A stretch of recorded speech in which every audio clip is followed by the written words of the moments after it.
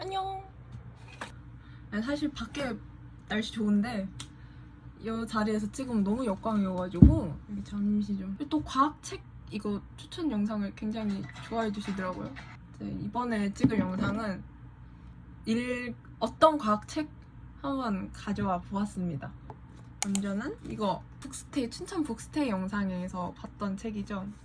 너무 유명한 책이어서 사실 말을 하는 것이 큰 의미가 있는가 싶기도 하지만 내가 얘기하는 것도 느낌이 다를 수 있잖아.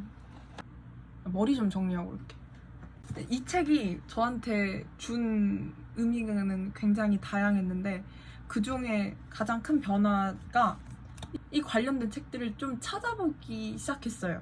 룰루 밀러가 데이비드 스타 조던이라는 실존 인물의 삶을 이렇게 태어나서부터 이렇게 그 사람이 이제 늙어가면서까지 거의 그 사람의 생애가 거의 다 담겨 있어요. 그러면서 중간중간에 의미들 사이사이에 넣는 자신의 이야기. 여기에서 이 책을 읽으면서 할 부분이 중요하지 않다, 너는 중요하지 않아, 이런 말이 나오는데 작가의 아버지가 룰루밀러가 묻죠? 삶의 의미가 무엇인가요? 아버지가 의미란 없어, 이런 말을 하면서 너는 중요하지 않아, 그러니 넌 너 하고 싶은 대로 하면서 살아. 사실은 저는 굉장히 일치하는 바였어요. 진짜 살다가 이제 가끔씩 누구나 힘들 때 있잖아요.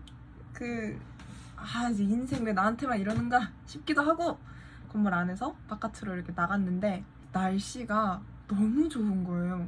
그리고 하늘은 밝게 개어있고 그 가로수들 바람에 나부끼고 있고 바람 소리는 선선하게 들리는데 그런 순간이 저는 너무 좋더라고요. 아무리 내가 진짜 이렇게 땅을 비집고 들어갈 만큼 너 나한테 왜 이러는 거지 인생? 이런 생각이 들다가도 그런 순간을 맞이하면 지구와 내가 별개의 그 개체구나 라는 생각이 들면서 사실 이 유머를 어떤 해방감이 막 드는 거예요. 여기서도 그 얘기가 나오는 거예요. 저는 이 부분이 정말 좋았어요. 우리의 무의미함을 직시하고 그런 무의미함 때문에 오히려 행복을 향해 뒤뚱뒤뚱 나아가려고 말이다. 나와 공유하는 부분이어서 더 좋았던 것 같아요. 근데 저는 사실 이거 처음부터 되게 재밌게 잘 읽었거든요. 이거 좀 초반에 진짜 재미없다고들 많이 하시더라고요. 다윈이라든지 그런 분류학 막 이런 거 그쪽이 좀 익숙하신 분들이면 호로록하니 읽을 수 있는데 그렇지 않다면 챕터 몇이었지? 9였나?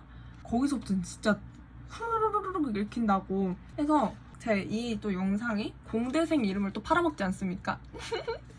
팔아먹는 건 아니지, 나 공대생이니까. 근데 여기에서 이 과학하는 사람들이 한 번쯤은 생각해볼 법한 그런 거를 아까 봤는데 204쪽에 그리스도의 심정에서 보면 그대들이 착각한 것일 수도 있음을 고려해볼 것을 그대들에게 간청합니다 라는 말을요.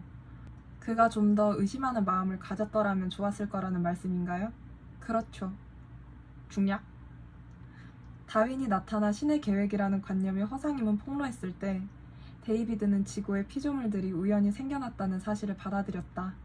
하지만 완벽함의 계층구조에 관한 관념을 유지하는 방법을 어떻게든 찾아내려 했었다. 우리는 진화의 과정 자체가 점점 우월해져가는 과정이 아니라는 거를 알잖아요. 우리는 우열함이 있을 것이다 라는 것을 꽂혀가지고 그거를 증명해내려고 했었죠. 제가 무언가를 해가면서 특히 어떤 문제를 마주치고 그 문제를 해결하려고 할 때 나도 이런 식으로 흘러갈까봐 걱정되기도 하고 무섭기도 해요. 나도 모르게 나에게 너무 내장되어 있는 그 고정관념 때문에 조금 더 나은 결과로 이끌지 못할까봐, 조금 더 나은 결과를 다가가는 걸 내가 내 스스로 막아버릴까봐 걱정되는 포인트이기도 해요. 뒤쪽에 민들레 법칙이란 게 나와요. 어떤 사람에게 민들레는 잡초처럼 보일지 모르지만 다른 사람들에게는 그 똑같은 식물이 훨씬 다양한 것일 수 있다. 약초 채집가에게 민들레는 약재이고 화가에게 민들레는 염료이며 히피에게는 화관, 아이에게는 소원을 빌게 해주는 존재다. 나비에게는 생명을 유지하는 수단이며 벌에게는 짝짓기를 하는 침대고 개미에게는 광활한 후각의 아틀라스의 한 지점이 된다. 그리고 인간들, 우리도 분명 그럴 것이다.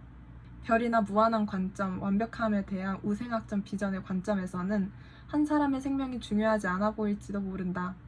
금세 사라질 점 위에 점일지도 모른다. 그러나 그것은 무한히 많은 관점 중 단 하나의 관점일 뿐이다. 버지니아주 린치버그에 있는 한 아파트의 관점에서 보면 바로 그 한 사람은 훨씬 더 많은 의미일 수 있다. 어머니를 대신해주는 존재, 웃음의 원천, 한 사람이 가장 어두운 세월에서 살아남게 해주는 근원. 이것이 바로 다윈이 독자들에게 그토록 열심히 인식시키고자 했었던 관점이다. 자연에서 생물의 지위를 매기는 단 하나의 방법이란 결코 존재하지 않는다는 것. 이렇게. 그리고 책방지기 영상을 혹시 보셨는가요? 거기서는 이제 인문사회책 굉장히 많이 추천하는데 약간 언급하면서 넘어갔던 부분이 나는 책을 읽어가는 과정이 하물며 게임도 3인칭 시점으로 하는데 내 눈으로 바라보는 그 시점으로만 살아가는 것은 글을 읽을 수 있는 능력에 비해서 조금 아깝다는 생각이 들었다. 뭐 이런 말이 살짝 나오는데 그와 함께 다양한 관점에서 바라보는 그것도 책이 가져다 줄 큰 선물이라고 생각을 하거든요. 책을 읽고 나서 생각을 조금 많이 하게 되잖아요. 혼자 있는 시간도 좀 많긴 했는데 제가 이게 생각의 수준도 점점 조금씩 커져가는 것이 느껴지니까 저는 그래서 책이라는 것이 저에게 큰 선물이지 않은가라고 생각을 해봅니다. 그리고 다음으로 읽은 책은 이거. 평행세대의 그대에게 과학 읽는 두 여자가 주고받은 말들. 북토크에 다녀온 요요. 이 출판사 익숙하지 않아요? 제가 이 출판사를 정말 좋아하는 출판사인데 좋아하는 이유가 이제 과학의 이론만을 다루는 책이 아닌 이런 책들을 정말 많이 내거든요. 얘가 두께가 좀 두껍긴 하거든요. 과학 뭐 잘 몰라도 충분히 페이지를 넘길 수 있는 책이어서 먼저 솔직하게 얘기를 하자면 사실 책 제목 보고 왜 여자를 강조하지? 이런 생각을 살짝 했었거든요. 근데 이게 내 색안경이더라고. 뒤에 이 추천사를 보면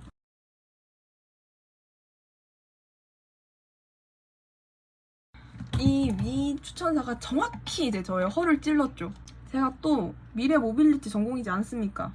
요 페이지가 있는데 기존의 테크놀로지를 대안적 테크놀로지로 대체하려는 이유가 무엇인지 깊은 성찰이 전제되어야 한다고. 아무리 친환경적인 자동차가 개발된다고 해도 문제의 원인이 된 현대적 삶의 방식 자체가 바뀌지 않는데 얼마나 효과가 지속될 것인가. 즉, 전기자동차와 교통의 전환을 이야기하기 전에 우리는 더 집요하게 물어야 한다. 현대인은 도대체 왜 이렇게 많이, 멀리, 게다가 굳이 혼자서 이동하고 싶어 하는지에 대해서 말이다. 그리고 이 밑에 단락에 흥미로운 주장이지만 저는 다시 반문하게 됩니다. 직장에 있는 서울의 집 구하기란 이제 불가능한 일이 되어버렸고 아이를 키우는 워킹맘 입장에서 과연 자동차 없이 살 수 있는가? 라고 말이죠. 과연 그렇다 한들 제겐 이 거대한 흐름을 뒤바뀔 힘이 없는걸요. 정말 같이 고민을 해봐야 될 지점이 아닌가 싶습니다. 함께 생각해볼 지점들도 굉장히 많고요. 과학책을 읽는 것에 대한 의미가 무엇인가? 이 영상과 굉장히 크게 맞닿아있죠. 과학책을 읽는 것이란 무엇인가? 과학책을 읽어내고 지평을 넓히고 상상하는 일들이 결국엔 계속해서 화해해 나가는 일이 아닐까 싶습니다. 라는 말이 나와요. 그리고 과학책들을 읽어가면서 어떻게 보면 내가 그들의 입장을 이해하고 알아가는 것, 그 단계 자체가 화해라고 표현하는 것이 아닌가. 과학책을 읽고 지평을 넓어가고 생각을 하는 그 과정이 화해하는 과정이지 않을까라고 생각이 들어요. 과학을 하는 자세에 대해서도 얘기가 나와요. 요컨대 과학이란 사실을 밝히는 학문이지만 고정돼 멈춰있는 지식이 아니라 끊임없이 과거의 지식을 의심하고 새로운 지식을 탐구하는 것이 과학의 본질이라는 이야기를 전해줍니다. 중략. 과학은 단순히 지적 호기심을 채우는 데 그치지 않고 우리의 생각을 그리고 우리의 일상 풍경을 바꾸기도 한다며 과학의 목표란 점진적으로 편견을 없애는 것이라던 물리학자 닐스 보어의 말이 그 어느 때보다 무겁고 깊이 있게 다가온다고 말하죠. 그러니 과학은 근거로 누군가를 혐오하고 배제하고자 할 때는 반드시 재고해봐야 한다는 이야기를 하고 싶습니다. 오늘의 과학적 사실이란 내일의 사실이 아닐 수 있고 차별하려는 목적으로 개진한 말에는 당위마저 없을 테니까요. 물고기와 또 겹치지 않습니까? 과학이라는 것 자체를 너무 불변의 진리처럼 받아들이지 않는 것, 그리고 그와 함께 과학을 연구해 가면서 점진적으로 편견을 없애는 것. 아무리 공부만 하는 학생이더라도 안고 있으면 좋지 않을까? 이런 생각이 드네요. 이것도 입문책으로 굉장히 추천해요. 과학책을 다루는 책이잖아요. 그러다 보니까 맛보기도 가능하고 거기에서 좀 더 나에게 이 책은 좀 읽어보고 싶다 그런 책들을 이제 좀 뽑아서 읽어볼 수도 있고 과학을 이렇게 들어가기 좋은 책이지 않나라고 생각을 합니다. 우리가 조금 더 사소한 이유로 과학책을 찾길 바라며 다음 영상에서 가능하면 또 봐요. 안녕. 안녕.